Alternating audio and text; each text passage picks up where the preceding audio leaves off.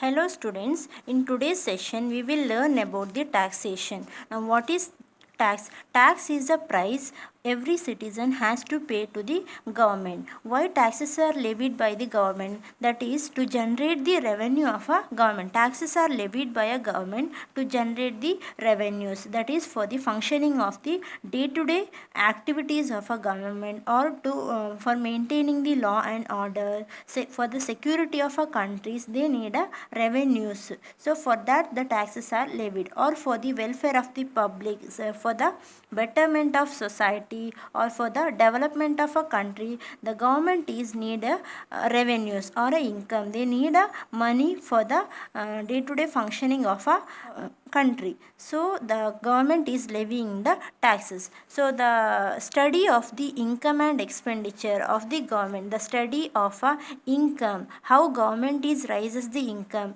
and study of the expenditure means how government is spending those raised income. So the study of income and expenditure of the government is known as public finance. So we should know about the public finance here. Public finance shows how government raises the revenue from the public. So public finance, it is a study of income and expenditure of a government. So this public finance, it shows how government raises the income, how government is raising their incomes, like maybe tax revenues, non-tax revenues. Government is raising not only taxes, government is levying not only taxes, but also there are non-tax revenues like fees, any admission fees, tuition fees, or license fee, or fines, penalties. Likewise, they are levying many tax as well as non-tax revenues. So that is public finance shows how government raises the revenue from the public, and how government spends on the public. How government spends on the public is known as public expenditure. How government raises the revenue from the public is known as government revenue. So why government need revenues? Government need money to spend on public for education, health care, defense, etc. So the government is need a money for the activities, for the day-to-day functioning of a country. They need a money for the educational purpose, for providing educations, for providing health care facilities to the public, or for providing defense or any other facilities, infrastructural facilities. Government need a money. So that spending is known as public expenditure. To spend on these, government need to collect the money. So the collecting of money is known as public revenue. Revenue is nothing but income. So the public expenditure, the amount of spent, how much amount to be spent on the public, it is estimated through the preparation of a budget. Through the preparation of budget, government will estimate how much amount of expenditure government need to be spent on the public. So based on that budget, government will raise their taxes as well as non-tax revenues as a public revenue. So here the public revenue is classified into two, tax revenue and non-tax revenues. The public finance is mainly divided into two, that is public revenue and public expenditure. Public revenue is divided into two, tax revenue and non-tax revenue. Public expenditure is divided into two, planned expenditure and non-planned expenditure. Now we'll see about the tax revenues. What is this tax revenues? What is this tax? It is a compulsory payment made by every resident of India to the government. The tax is a price. It is a compulsory payment every citizen has to pay to the government. So this is taxes are levied by central government as well as state government. These taxes are levied by central and state government. Some of the minor taxes, some of the small taxes or minor taxes which is levied by the local authority, municipality, local government, corporations, like that is tax like property tax. So such taxes are levied by local authorities. So this tax is introduced for the first time in 1860, July 24, by Sri James Wilson. James Wilson has introduced the tax for the first time in 1860, that is on July 24. So that's why July 24 is celebrated as a income tax day.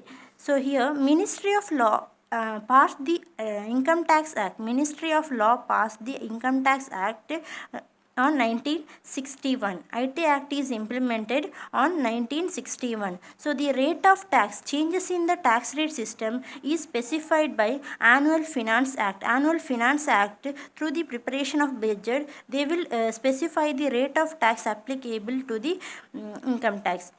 CBDT or Central Board of Direct Tax, which regulates the levy and collection of the direct tax.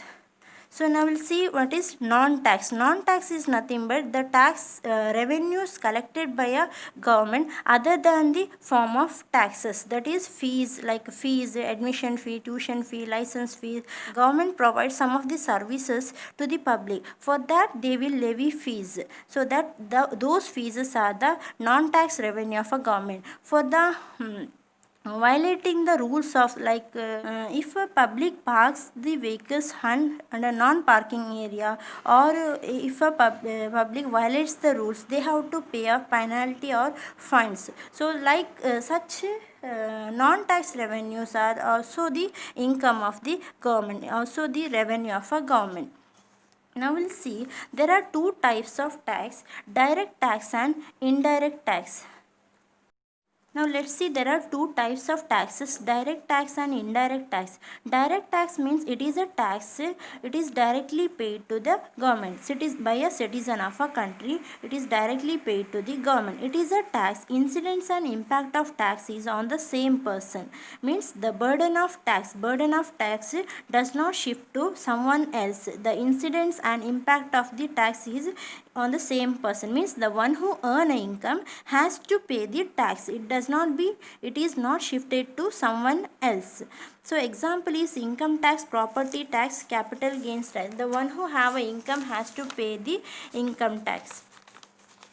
So indirect tax means it is indirectly paid to the government. Indirect tax means it is indirectly paid to the government. When you purchase or consume any products or services, you pay price for it. For example, MRP price, which includes the taxes. So there you are paying the indirect tax. The indirect tax means it is indirectly paid to government. You are not knowing that you are paying the tax to the government. Here it is paid along with the MRP price of a product. Along with the price of product, you are paying the indirect tax there, which inclusive of taxes. Example is GST and custom duty. Here in case of indirect tax, impact and incidence of tax is not on the same person. It will be shifting on one person to another. The burden of tax will be shifting from one person to another. So that I will explain through the chart. Yes, you know the persons involved in the supply chain of a product, that is from a manufacturer till the customers.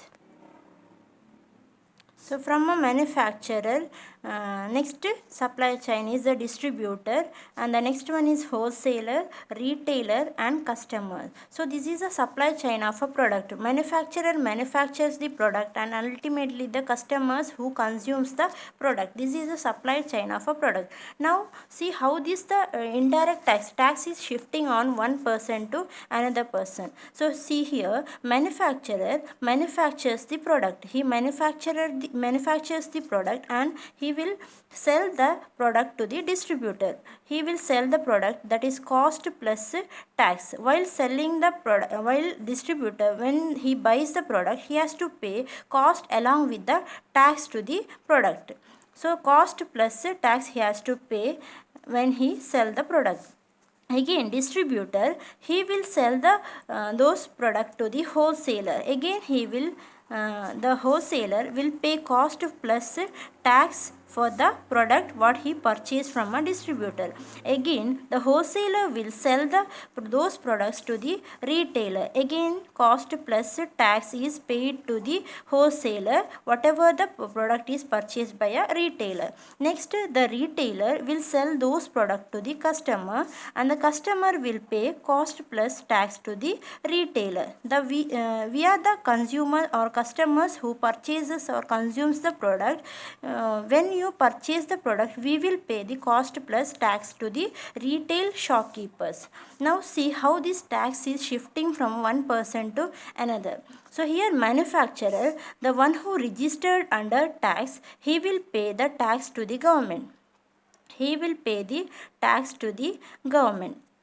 So manufacturer manufactures the product and supplies through the different intermediaries. Ultimately the customers will consume that product, and the tax distributor will pay the tax to the manufacturer. The same amount of tax is deposited in the government through the manufacturer.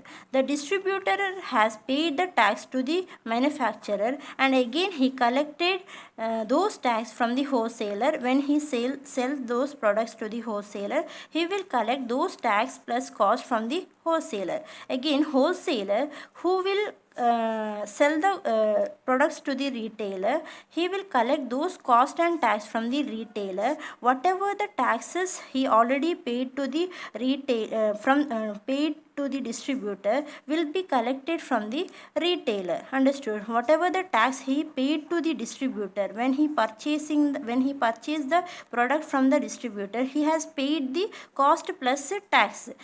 Now the same amount of or more than that, he will collect it from the retailer.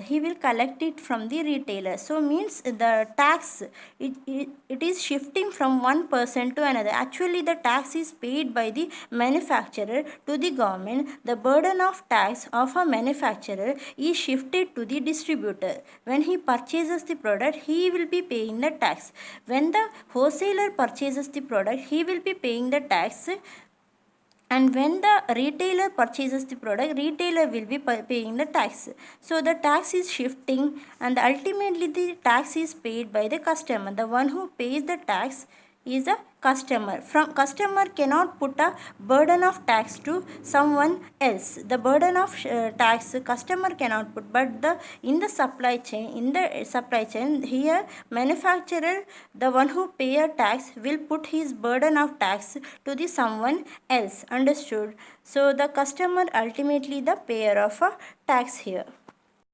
So that is what the customers are paying the tax. From the customer's pocket, taxes has been levied. So the customers are paying the tax indirectly to the governments. We are not directly paying the tax to the government. Our tax is paying through the supply chain, from here to retailer to wholesaler, this tax part, wholesaler to distributor, and the distributor to manufacturer, and the manufacturer will deposit that tax to the government. So ultimately the taxpayers are the customers, and it is indirectly levied from the customer by the government. It is known as indirect tax.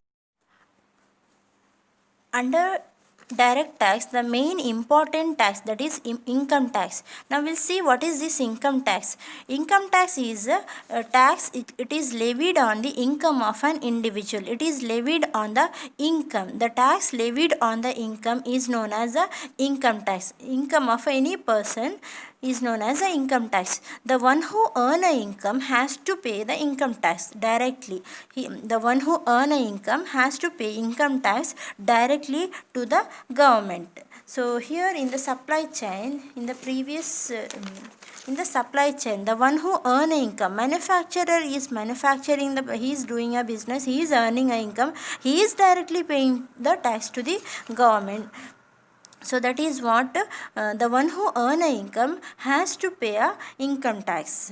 If he earn more, then he has to pay more tax. If he earn a less, then he has to pay less tax. If he is earning nothing, no earning, then no tax. That is, students, you are not earning anything, and you are not paying any income tax to the government. So here the income tax, it is calculated under 5 heads of income. Income of a person is computed by adding 5 heads of income. Those heads are income from salaries, income from house property, income from business, income from capital gain, income from other sources. So if if a person is working under any employer, then he will receive a salaries. So that is salary income is written in the income from salary head. If a individual has a house property, more than one house property, and he will give that house for the let out, means for a rent he will provide that house. So the rental income what he received from those houses, that is the income from house property. And if he is doing any businesses and he is earning a income under that business, then those income is written under income from business. And if he sells any capital assets, short term capital assets or long term capital assets, then the income arrived from a capital assets is known as income from capital gain. Then income from other sources means the income which is not covered under above four heads is the other source income. Maybe the bank interest. Bank interest is a one of a income you are receiving which is not recorded in these above four heads is a bank interest. Similarly, there are some other income also. Those incomes are written under income from other source. After adding all these income, so that is a computation of total income, adding all these heads of income, 5 heads of income. Section 15 income from salary, section 22 income from house property, section 28 income from business, section 45 capital gain, section 56 income from other source. Adding all these 5 heads of income, you will arrive at gross total income. And the individual, he can claim a deduction. Person earning a income can claim a deduction. He can reduce his taxes by claiming a deduction under section 80. Under section 80 he can claim a deduction. So the individual or taxpayer can claim deduction under section 80 to arrive at total income. So when he deduct deduction under section 80, then his total income will be reduces. So he can claim a deductions. I will explain the about deduction under section 80 in the next classes. We'll see this is a total income. When you deduct the deduction under section 80, you will get total income. On this total income, the individual has to pay the income tax. The tax liability to the how much tax he has to pay to the government, that is a tax liability, is calculated on the above computed total income. On this amount you have to compute. So for the first 2,50,000, 0% means the one who earn up to 2,50,000, then he need in a year, in a one financial year, if he earn up to 2,50,000, he is no need to pay any tax to the government. If he earn a 5 lakh amount, then for the first 2,50,000 he need not pay any tax, and the next 2,50,000 he has to pay 5% tax. If an individual earning 10 lakh amount, then for the first 2,50,000 he need not pay any tax. Then next 2,50,000 he has to pay 5% tax, and for the next 5 lakh amount he has to pay 20% tax. And if an individual earning more than 10 lakh income, then for the first 2 lakh he has to pay no tax, and for the next 2,50,000 5% tax he has to pay, and the next 5 lakh income he has to pay 20%, and the above 10 lakh whatever, if it is 11 lakh total income is 11 lakh, then above 10 lakh means the 1 lakh, for the 1 lakh amount 30% he has to pay. 10 lakh here it is over, 5 lakh plus 2,50,000, that is 10 lakh. Above 10 lakh means if his income is 11 lakh, then for the 1 lakh amount it is 30%. So that is what the one who earn more has to pay more tax. The one who earn has to pay till 30% tax. If the one who earn a less, that is he has to pay less tax, 5%. If he has earned nothing, then he need not pay any taxes. Friends, this is about the brief introduction to the taxation.